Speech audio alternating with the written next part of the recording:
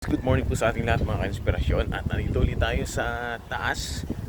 So, nandito pa naman tayo. Hindi pa tayo totally lumilipat. Pero, andun na iba natin mga gamit sa kabila. Pero, samantalang tayo nandito pa, samantalahin natin ang ating pong day 3 na push up para po sa 2025.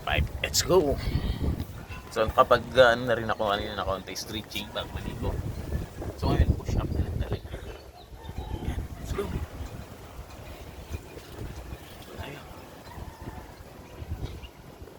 1, 2, 3, 4, 5, 6, 7, 8, 9, 10, 11, 12, 13, 14, 15, 16, 17, 18, 19, 20, 21, 22, 23, 24, 25. Grabe. Mas tinangin. Sakit dito. Pero pagkatapos parang ang sarap na. Kaya yun. Sabi nga lang po, no pain, no gain. So meron talagang mararanasan tayong mga sakit kahit sa ating mga pamumuhay.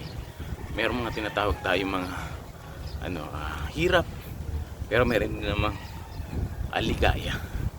Ibig sabihin nun, merong hirap na tuloy-tuloy, merong ligaya naman na ligaya talaga forever.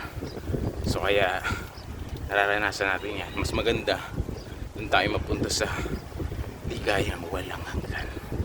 Ayan. So nasa tao na lang yung pamimili, pero sikapin po natin maging mabuting mga tao. Sabi nga lang po ay maging inspired tayo palagi sa paggawa ng mabuti. So marami tayong mabuting magagawa. Una-una sa ating sarili, yung kagaya na mag-exercise, magamit natin yung ating katawan sa paggawa ng mabuti. So yun, marami. Magising pa lang ng umaga, makapanalangin, mabuti na po yun. So maraming salamat po. Pag-ibig.